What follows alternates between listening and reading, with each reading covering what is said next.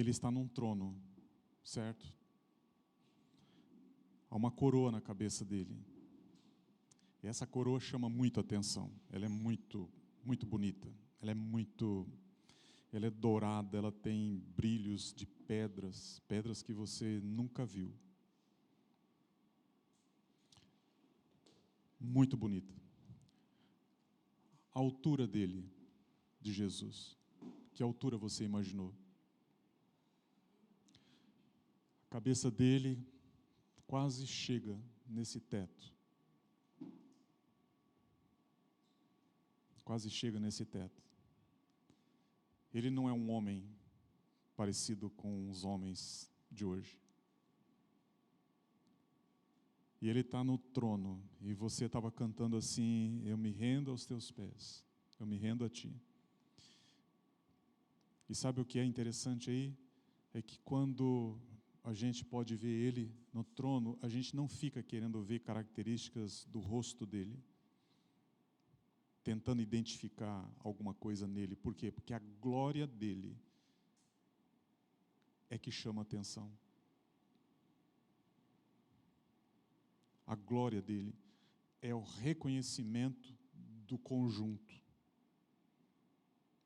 Um trono que só um rei pode sentar.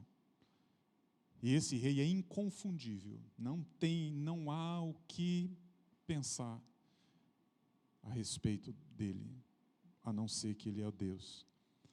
E a gente não fica procurando característica, cor da pele, traço dos olhos. A gente só consegue ver um olhar terno. A glória que enche todo esse trono que ele está sentado é uma glória que ela concentra nele e ela expande por todos os cantos. E aí a coisa mais importante de todos: não dá medo. Ninguém desses filhos de Deus que chega aqui tem medo. Não se assusta com a glória. Não se assusta com ele. Não tem esse negócio de medo. Você sabe que eu estou sempre repetindo aqui, medo ele é paralisante. Ele paralisa o homem aqui na terra. Ele paralisa físico. Ele paralisa a mente. E ele paralisa o espiritual. E há pessoas que têm muito medo de tudo aquilo que é espiritual. Medo. E por causa do medo daquilo que é espiritual, ela se paralisa. E aí quando tem que pensar nas coisas de Deus, tem medo. Quando tem que pensar nas coisas, por exemplo, morrer e me encontrar com Deus. Ai, que medo.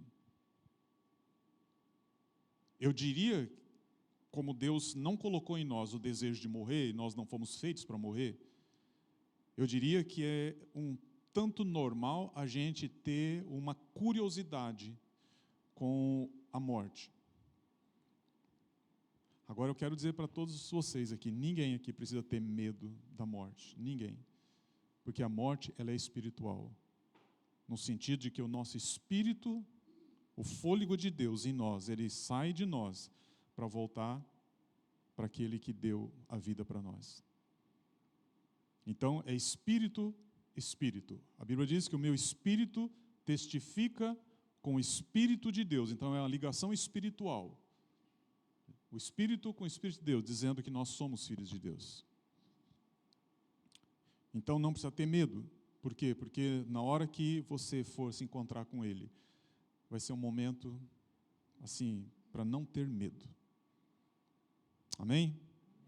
Então esse Jesus da glória, você precisa fazer esse exercício de quando está cantando, projetar a sua mente. Não em aquilo que você já conhece, mas naquilo que você mais ou menos pode imaginar. De um rei, um grande rei, que vem e que se estabelece na nossa vida, verdades para a gente não esquecer. Então, semana passada a gente começou aqui um assunto de chamado, de história de Samuel, pegando um gancho naquilo que foi a palavra do outro domingo, a respeito de Caleb.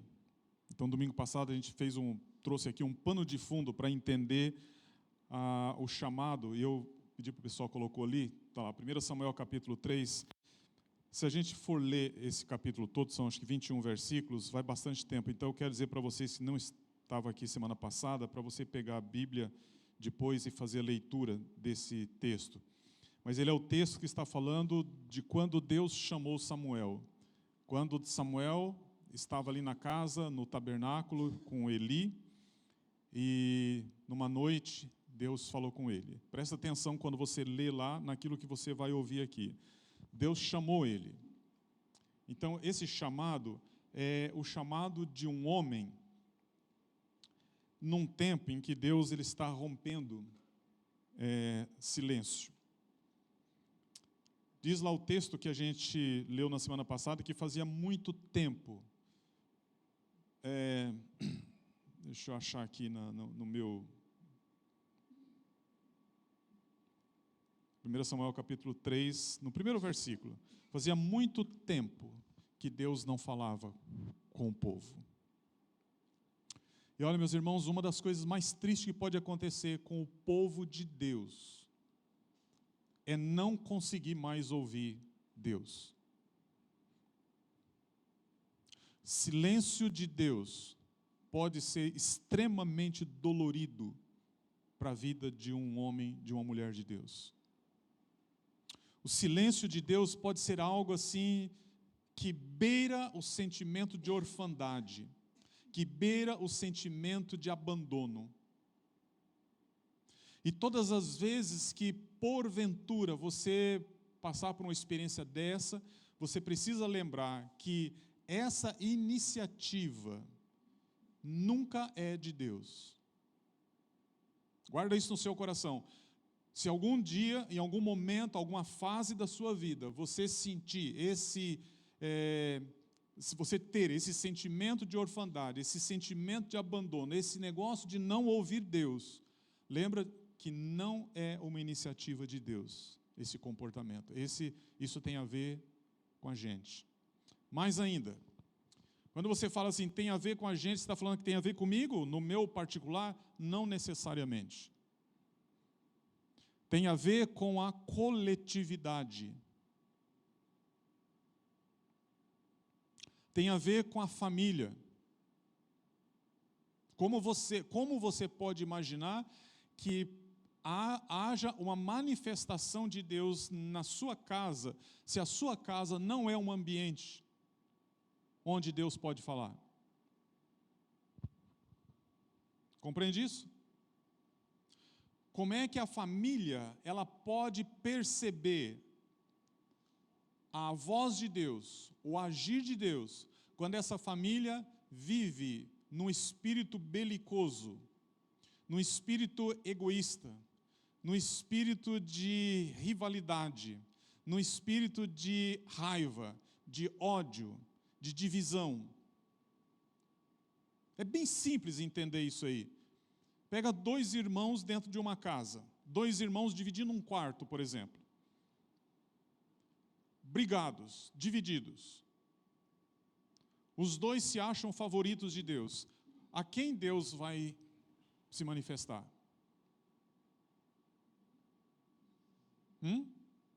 A nenhum dos 2?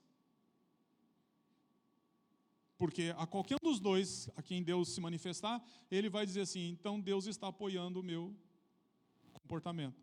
Uma coisa que me chama bastante atenção é que existe bastante atletas, por exemplo, atletas de futebol, que são cristãos. Está cada um num time. Os 2 fazem oração ao mesmo Deus. E o que ele faz nessa oração? Ele pede para Deus guardar ele, proteger ele, mas na hora que ele vai dividir a bola com o outro, esquece. E às vezes ele vai dividir uma bola com o próprio irmão, que está no outro time. E ele vai lembrar da oração aí? Quando ele ele precisa muito da vitória, o outro time também precisa. Os dois vão pedir a Deus: Deus, me faça vitorioso hoje. A quem Deus vai responder? Vai dar empate, né?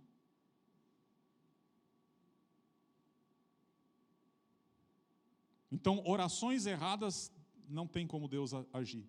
Comportamentos errados não tem como Deus agir. Então, quando a gente fala de silêncio de Deus, o silêncio de Deus pode estar na vida da pessoa, o silêncio de Deus pode estar na família, o silêncio de Deus pode estar na igreja, nos representantes de Deus, o silêncio de Deus pode estar numa nação. Numa nação. E naqueles dias, a nação não ouvia a voz de Deus, porque a nação estava completamente fora da sintonia com Deus. E aí, meus irmãos, nós temos umas coisas assim que a gente se incomoda um pouco, que a gente fica falando assim: já faz 3 anos que a gente está orando e Deus não fala. Já faz 5 anos que a gente faz campanha e Deus não fala. Já faz 30 anos que nós fazemos cultos aqui, fazemos oferendas, fazemos uma série de coisas e Deus... E lá em Israel, era isso mesmo que estava acontecendo. Já fazia muitos anos que as coisas estavam acontecendo e Deus quieto, e Deus quieto. E daqui a pouco, essa geração está morrendo, uma geração está nascendo, e essa geração que está nascendo, ela não conhece manifestação de Deus, a não ser por ouvir falar dos mais velhos. Mas ela própria nunca experimentou a manifestação de Deus. Ela não tem essa experiência, e Deus continua quieto. E Deus continua quieto. E na medida que o tempo passa, há um esfriamento. Há um esfriamento.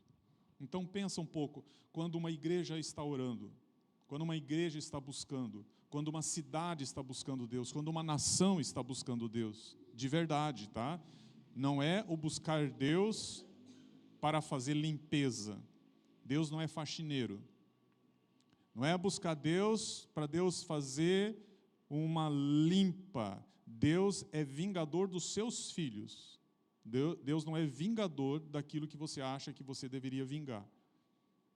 Então não é buscar Deus para Deus fazer aquilo que você gostaria de fazer e você está impedido de fazer, até porque existem leis da terra que te impedem de fazer. Por exemplo, você pode ter muita vontade de pegar um ladrão que entrou na sua casa, que roubou, que violentou, que fez isso. Você tem muita vontade de matar ele. Aí você não faz e diz assim: então nós vamos pedir para Deus fazer isso. Não é assim. Não é assim que funciona nesse reino. Então, o silêncio de Deus é algo para a gente pensar, porque o silêncio de Deus, ele traz o quê? Lições atemporais sobre o que é vocação. Nós vamos aprender isso aqui no andar da carruagem. Lições atemporais. Lições que você olha lá para a história de Samuel, você diz: essa mesma história de Samuel, ela pode, ao longo do tempo, se repetir? Pode. O chamado de Samuel, ele pode, ao longo do tempo, acontecer na vida de homens, de mulheres, de Moisés com 80 anos, de um outro Samuel com 10, 12, 15 anos? Pode. As lições, elas não mudam. Outra coisa que a gente aprende nessa história é a escuta espiritual. A escuta espiritual. Como é que se dá essa escuta? Num tempo em que a gente, como que nós vivemos, como é que nós podemos perceber que é Deus falando? E aí vem o terceiro, a resposta de Deus, a resposta humana à voz de Deus. Isso aqui, gente, é muito importante. É muito importante. Eu terminei domingo passado falando isso e agora a gente vai repetir. Quando Deus fala, quando Deus está falando, e agora eu estou falando aqui na coletividade, porque no individual pode ser diferente. No individual é uma experiência individual. No individual é aquilo que você e Deus lá no quarto experimenta. Mas quando Deus está falando ao povo Deus está falando ao povo por uma pessoa ou por algumas pessoas, sempre vai ter alguém que é uma voz conhecida participando dessa revelação. Estão entendendo? Então, quando você faz perguntas, guarda isso que eu vou falar agora. Quando você faz perguntas, e eu quero perguntar se você faz perguntas. Você faz perguntas a Deus no dia a dia? Faz. Todos aqui fazem? Você está lendo a Bíblia, você faz perguntas? Você está lá deitado, coçando a cabeça, e vem um pensamento, daí você tem uma dúvida, você faz perguntas a Deus? Eu acho que faz. Quando está dirigindo, faz perguntas a Deus? Pensando nas coisas do céu, faz. Eu quase, gente, eu sou atropelador de lombadas, quando eu estou assim. A gente está fazendo perguntas a Deus. E as respostas? Como e quando que elas vêm? De várias maneiras. Mas tem algumas que elas vêm pela coletividade, eu estou mudando a palavra aqui, comunidade, pela coletividade, para você não pensar que a comunidade está falando dessa igreja só, né? Porque tem o nome comunidade. A comunidade dos filhos de Deus, a coletividade, a família. Eu sei que isso é difícil engolir. Eu sei que você pode ter resistência no coração em entender, porque na hora que você admitir isso, você vai ter que admitir que você precisa da igreja. Na hora que você admitir isso, você vai precisar admitir que a resposta à confirmação de Deus, ela vem pela vida dessas pessoas com quem você come, com quem você anda, com quem você dorme, com quem você trabalha, com quem você canta, com quem você ensaia, com quem você divide peso, responsabilidade. Quando você admitir isso, você vai admitir que o teu irmão aqui, esses aí que você acha incapaz, que você acha acima de você ou abaixo de você, é dele ou é nele que Deus está passando a mensagem para a igreja. Outra coisa que você vai admitir, e que quase sempre isso é importante a gente levar em conta, é que a resposta às vezes vem de onde? Olha aqui para mim. Daqui, ó.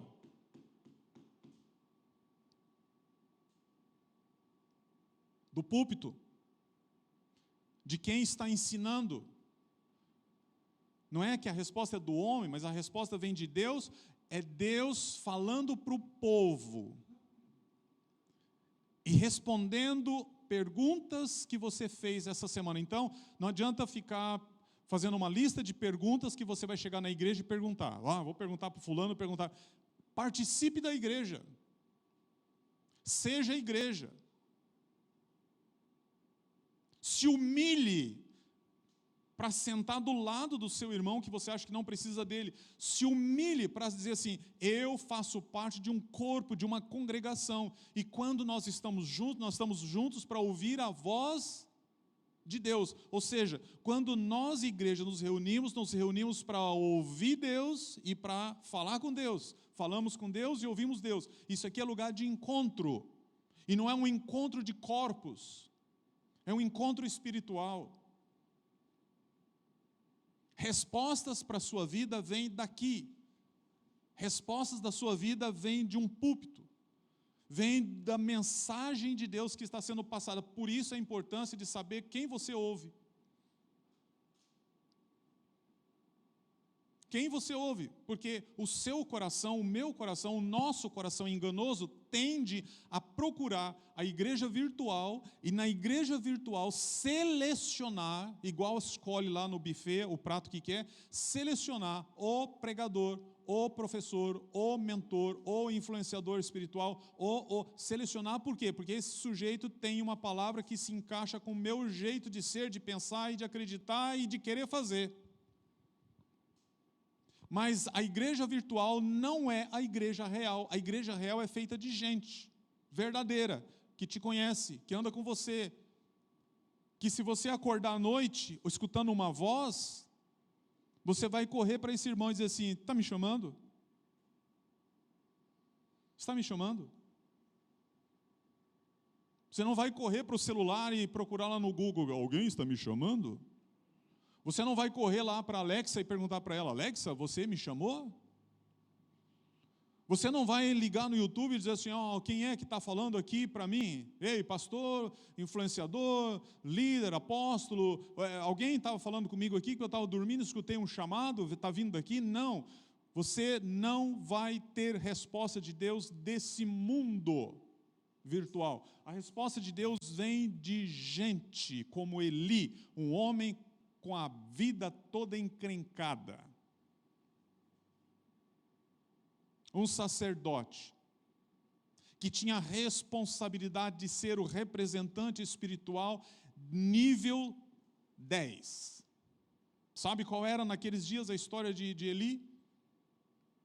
Um homem fracassado, um sacerdote responsável para ministrar ao povo as coisas de Deus, para julgar ali as coisas de Deus diante do povo, para trazer Deus para o povo, para levar o povo para Deus. Era responsabilidade sacerdotal. Era responsabilidade dele criar os rapazes, os meninos, naquele caminho. Por quê? Porque esses rapazes, eles vão fazer mais tarde o que o pai faz. Eles são homens que sucedem o pai. E aí vem uma das coisas mais dolorosas da vida de um homem, que é fraquejar na educação, na criação dos seus filhos. Quantos homens de Deus têm esse peso, essa tristeza de não ter conseguido, simplesmente não ter conseguido porque ele não foi capaz, ele não foi presente, ele se esforçou, fez de tudo, tudo aquilo que ele entendia, que ele compreendia, ele fez, mas ainda foi pouco. Tudo aquilo que ele acreditava, ele transmitiu, mas ainda não deu certo. Tudo aquilo que ele recebeu, talvez, dos seus pais e de valores e tal, ele transfere para os meninos, mas ainda não deu certo. E aí ele chega diante de Deus e ele vai lá na presença de Deus e diz assim: Deus, eu vou oferecer aqui sacrifício, como Jó fez. Eu ofereço sacrifício pelos meus rapazes, porque eles estiveram numa festa essa noite. Eles fizeram uma festa que amanheceu o dia. Aliás, eles estão festando faz uns 3 dias. Eu não estava lá, eu não sei o que aconteceu, mas eu, como pai, eu quero estar aqui na brecha. Eu quero oferecer um sacrifício a favor deles. Era o jeito naqueles dias de chegar diante de Deus e interceder por alguém. E lá estava Jó, fazendo sacrifício pelos seus filhos. A Bíblia não diz se Eli estava fazendo isso pela vida dos 2 rapazes, mas o fato é que os 2 rapazes, que já conheciam todo o serviço sacerdotal, eles cresceram com um coração desviado de Deus. Então lá atrás você tem a história de um Jó, que estava muitas vezes triste por causa da história da vida dos filhos, e agora você tem aqui um homem triste também, porque ele foi um fracassado na criação dos filhos. E os filhos enfiaram os dedos nos ouvidos para não ouvir o pai. E quando não se ouve um pai, quando um filho não ouve o pai, ele tem tudo para ser uma desgraça. E quando um filho ouve o pai, ele tem tudo para ser um agraciado. Um agraciado. Ouve o pai, é um agraciado. Não ouve um pai, é um desgraçado. E Eli tinha 2 desgraçados. A ponto, lá diz a Bíblia, que não havia salvação para eles. Eles blasfemaram contra Deus, eles ofenderam a santidade de Deus no serviço sacerdotal. E não tinha conversa.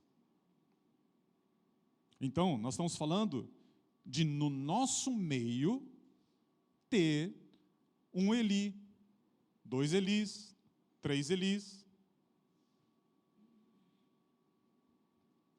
E eu precisar entender a voz, o chamado de Deus pela boca desses homens, machucados, tristes, sabendo que o fim dos filhos não seria bom. Vocês estão entendendo isso? Ou vocês procuram na igreja homens perfeitos para responder, ou para interpretar, ou para explicar as coisas de Deus? Procuram homens perfeitos. Aliás, quem é aqui na igreja o homem perfeito? Alguém conhece? O Tiago?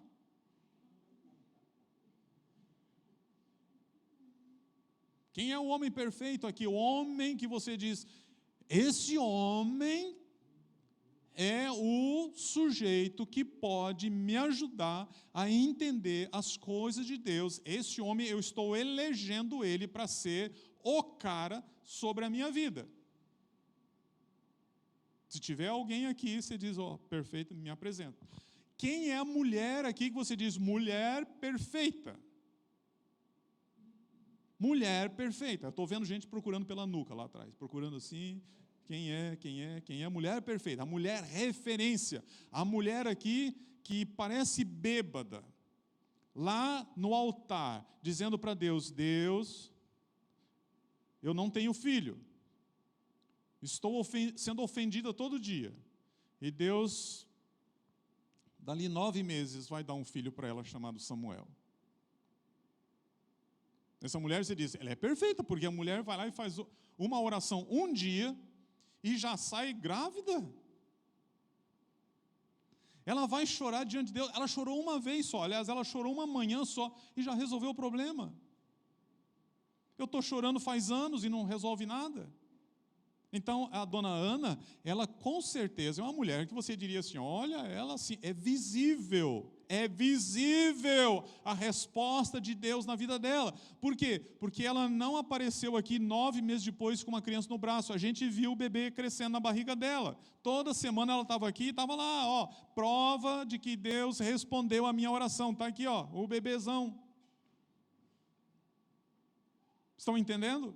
Ela é a mulher que a gente procura aqui na igreja e diz assim, a senhora poderia dizer exatamente o que foi que a senhora falou para Deus lá no altar aquele dia, quando a senhora estava triste, chorando, porque a senhora não tinha um bebê, a senhora não tinha um filho, e a senhora foi fazer uma petição. A senhora poderia dizer o que foi que a senhora falou? E você sabe que é irônico nessa história? Quem foi que abordou ela lá e chamou ela de bêbada? Quem? O sacerdote. Ele era perfeito? Ele era o cara que você está dizendo assim, ele é o homem, ele tem um paramento todo especial. Gente, o paramento do sacerdote era uma coisa assim, desenhada por Deus. Quem foi o figurinista lá que fez todo o desenho, colocou as 12 pedras, com as cores e tal, o desenho, o fio que usava para fazer a veste, os elementos, o ritual de purificação? Deus. Aí você está dizendo, então o Eli estava todo dentro de um sistema, um homem imperfeito. E quem é que Deus vai usar para trazer uma resposta para Samuel? O homem imperfeito. O homem imperfeito, ele participa da resposta de Deus. Então, dá uma olhadinha para as pessoas do seu lado. Acredite se quiser. Você pode estar sentado do lado de um Eli, do lado de uma Ana, do lado de gente que você diz assim, não, daqui não vai sair nada, pastor. E você pode estar redondamente enganado. Ou você pode estar com o seu olhar procurando pessoas especiais na igreja para te dar a resposta. Você está redondamente enganado. O silêncio de Deus não é para uma pessoa, o silêncio de Deus é para uma comunidade. Assim, quando Deus fala, Ele fala para a comunidade, para a coletividade. Deus não trabalha com gente que se considera especial. Eu sou o escolhido de Deus. Eu sou o eleito de Deus. Você é junto com alguém. Então, quem é que precisa de igreja aqui? Quem precisa de igreja? Sabe quem é a pessoa aqui que mais precisa da igreja? Sou eu. Você pode falar a mesma coisa. Não é, pastor? Isso aqui é tudo gente encrencada, encardida. Pastor, o que tem de hipocrisia na igreja? Está cheio de hipocrisia. Tem tanta coisa escondida na igreja. Tem mesmo. E você não está isento disso. Mas sabe, às vezes eu acho que a igreja tem que ser desse jeito. A igreja tem que ser aquilo que Deus diz que ela tem que ser. Então começa por mim. Começa por mim. Não tem outra saída. Não tem outro modo de ser. Igreja não se inventa. Igreja não se cria. Igreja é você. Conforme a palavra de Deus já deixou muito clara. Você é a igreja. Então eu quero muito que você guarde isso no seu coração hoje de manhã. No silêncio, que faz tempo que ele está aí, quando Deus abre a boca para falar, ele pode falar para um menino. Ele pode chamar um menino.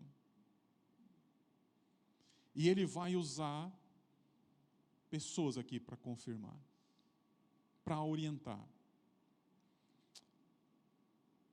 Outra coisa, chamado. O chamado, que ele traz lições atemporais, o chamado ele vem dessa escuta espiritual. E essa escuta espiritual não é uma escuta que termina quando o sol nasce. Essa escuta espiritual, ela transcende o tempo. Eu não sei exatamente, que eu sou ruim de cálculos assim.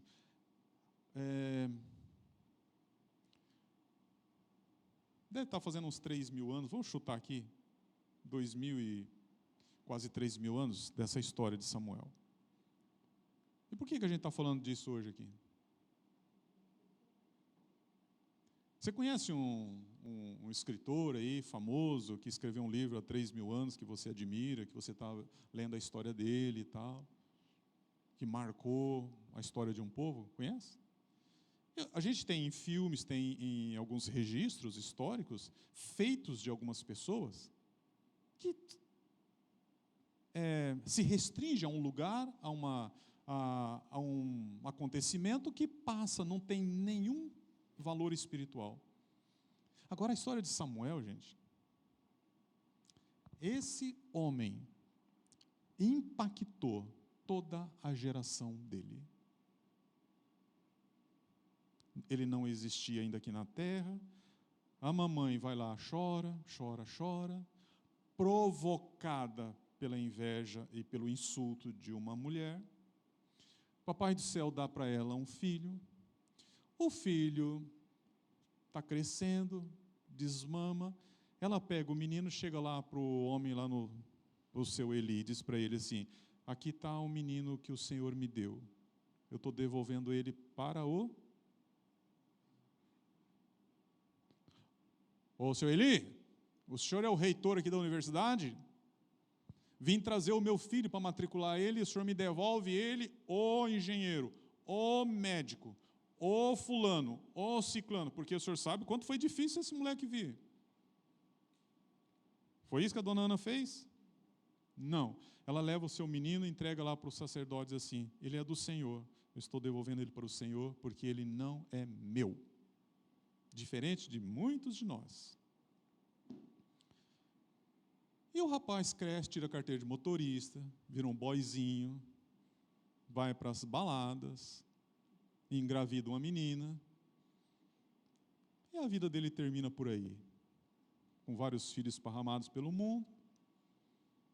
Você sabe quando que ele morreu? Nem sabe Como que ele morreu? Nem sabe. Foi isso? Não. Não foi isso que aconteceu com Samuel.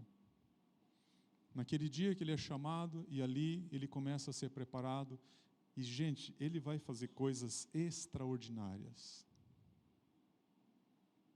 ao longo da vida dele. E eu quero terminar com o que eu falei domingo passado de novo. Quando o velhinho fechou a boca, o povo abriu a boca. A gente vai continuar conversando isso nos próximos dias. Enquanto isso, pega a sua Bíblia, 1 Samuel, começa a ler, a partir do capítulo 3, começa a ler a história dele. E aí, quando eu estiver falando aqui, você vai estar acompanhando. Amém?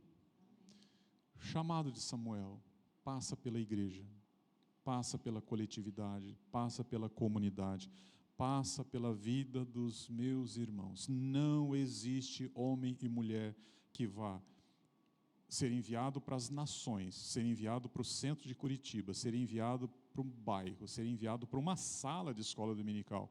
Não há um que não passa pela igreja. Não existe pastor que se levanta e diz assim, o seguinte, aliás, existe, tá? Isso não é verdade, mas o sujeito acredita que é verdade. Então, não existe um pastor que chega assim, gente, é o seguinte, levantei hoje, estava pensando aqui, e eu queria agora ser pastor. A partir de hoje, vocês me chamam de pastor, tá? Porque eu decidi que eu sou pastor. Olha para mim. Não existe isso. Ah, melhor ainda, pastor é pouco. Gente, queria avisar vocês que foi promovido hoje. Eu sou bispo agora. Bispo.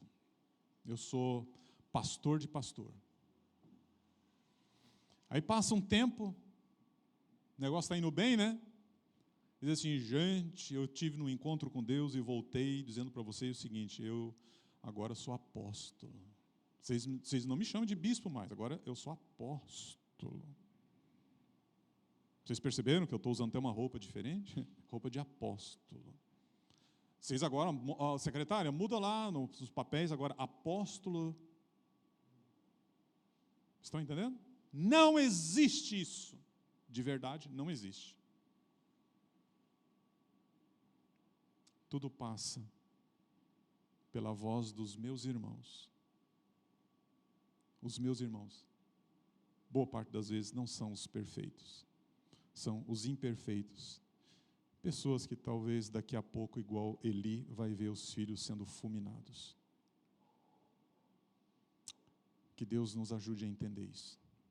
Amém? Nós vamos ter a ceia agora.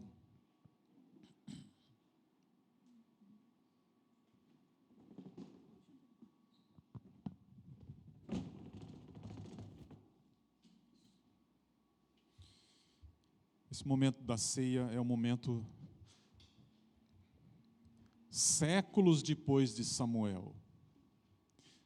Jesus Cristo veio à Terra e Ele pegou aquilo que eles já faziam lá em Israel, que era uma ceia comemorativa da saída do Egito. E Jesus pegou aquele momento e deu um upgrade nele. Jesus falou assim, a partir de agora, quando vocês forem celebrar a ceia, ele estava sentado com os discípulos dele, né? A partir de agora, quando vocês forem celebrar a ceia, vocês vão celebrar assim, com outro pensamento. E vocês vão fazer isso agora em memória de mim. Então, toda vez que você almoça em memória de quem?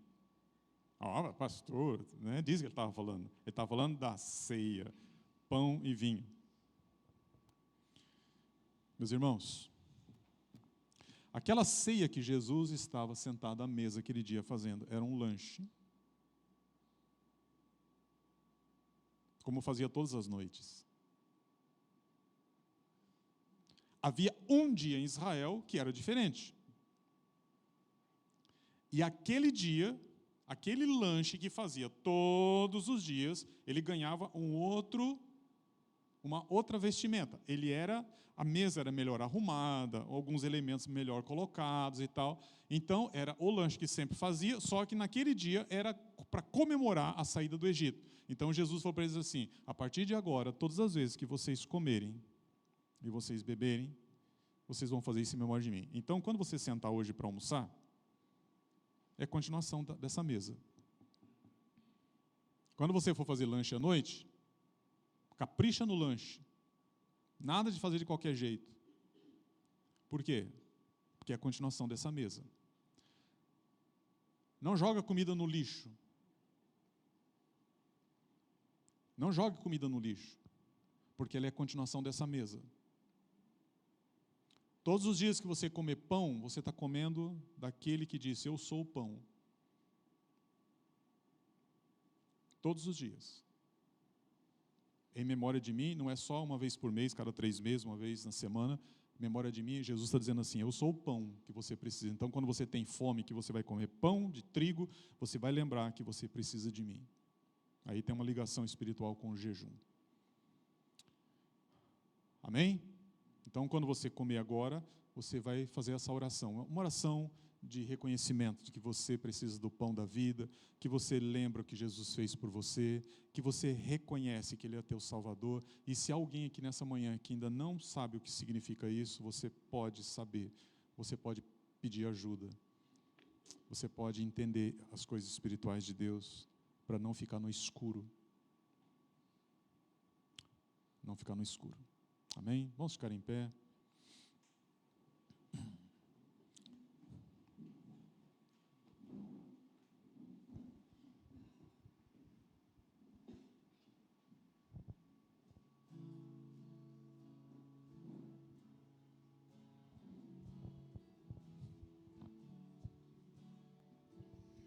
Nos abraçando, quem é esse que vem, nos constrangendo com o olhar? Ele é tão sábio, ensina em amor. Ele é tão manso, cuida dos corações. Quem é esse que vem nos abraçando? Quem é esse que vem nos constrangendo com o olhar? Ele é tão sábio, ensina em amor. Ele é tão manso, cuida dos corações. Ele entrou em casa, Ele está à mesa, Ele nos observa, sabe que o esperamos. E ao partir o pão, os nossos olhos se abrem e reconhecemos quem Tu és. Ao som da Tua voz, os nossos corações queimam de amor, queimam de amor.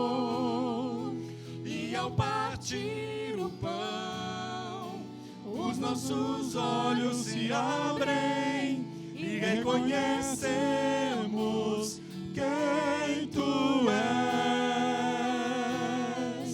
Ao som da Tua voz, os nossos corações queimam de amor, queimam de amor. Nós arrumamos a casa, perfumamos ela toda, nós preparamos a mesa.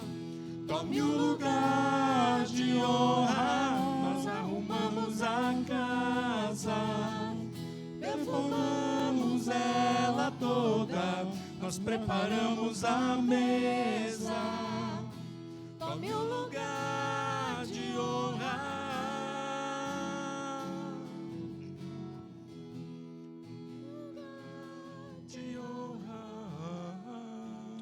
Precisamos fazer exame da nossa vida, não só no dia que nós comemos a ceia, tomamos o pão e o cálice, mas todos os dias.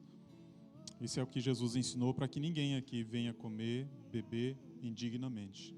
Porque o Senhor Jesus, no dia que Ele tomou o pão, Ele partiu e disse: esse é o meu corpo que é dado por vocês.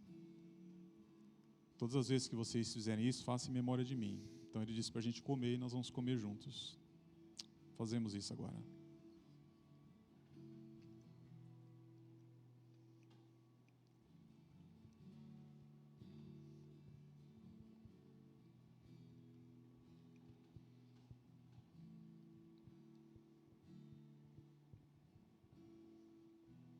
De modo semelhante, depois que ele comeu o pão, ele pegou o cálice e ele disse: isso aqui é o meu sangue que é dado por vocês.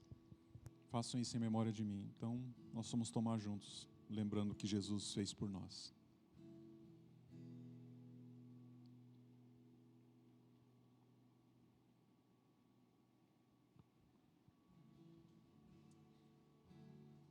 E quando ele encerrou aquela ceia, ele disse para os seus discípulos: agora vocês vão. Vocês vão. Eles não levantaram dali e saíram imediatamente, mas eles entenderam a mensagem. Eles entenderam o chamado. Não era para ficar em Jerusalém. Até tentaram ficar em Jerusalém. Até tentaram. Até entenderem que o negócio não era só Jerusalém, era o Brasil também.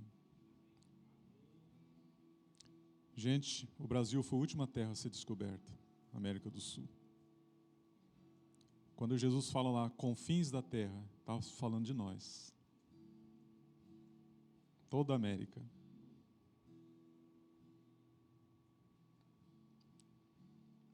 O Evangelho chegou aqui. Porque aqueles homens saíram da mesa e foram. Chegou aqui. Todos estão ouvindo falar de Jesus. A mensagem de salvação está pregada. A última mensagem agora, para completar o Evangelho, é a mensagem da volta de Jesus. E a gente sempre diz aqui, Ele vem. E Ele vem. E quando Ele vir, Ele vai se manifestar em glória. O Rei da glória, o Rei do Brasil. O Rei da América, ou das Américas. O Rei da Oceania. O Rei da África, pastor Lutona. O Rei da Europa. O Rei da Ásia. O Rei do planeta Terra. O Rei do sistema solar. O Rei da nossa galáxia. O Rei do universo. O Rei dos céus e todo o resto. Amém? Ele é aquele que a gente cantou aquela hora, que a gente vai se dobrar diante dele sem medo. E a gente vai ver o Rei. E a gente vai estar com ele. Enquanto ele não nos chama, vamos viver para ele.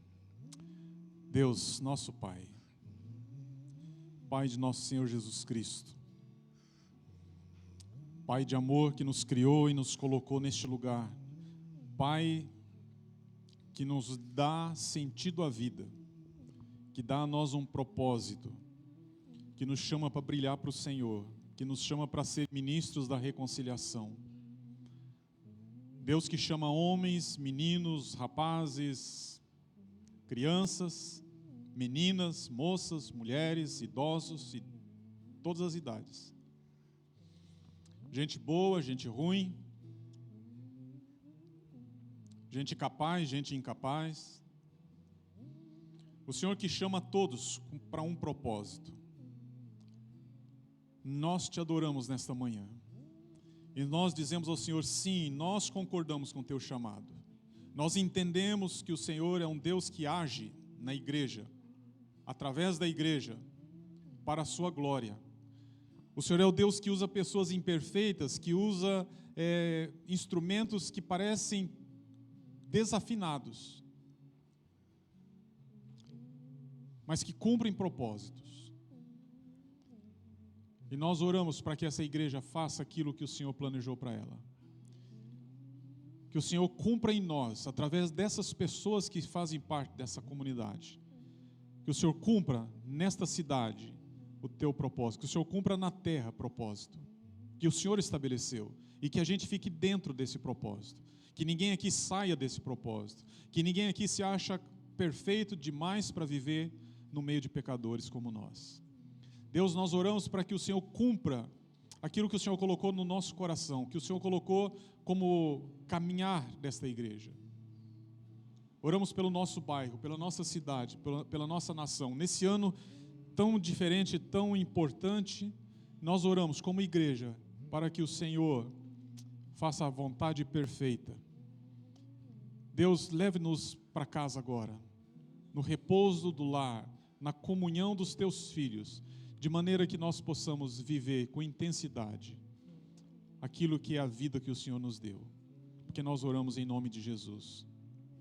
Que o amor de Deus Pai, a comunhão do Espírito Santo, a alegria e a graça do Senhor Jesus derrame sobre todos nós, todos os tipos de bênçãos espirituais, não só hoje, mas todos os dias das nossas vidas até a volta do Rei. Amém? Vão em paz, meus irmãos. Shalom.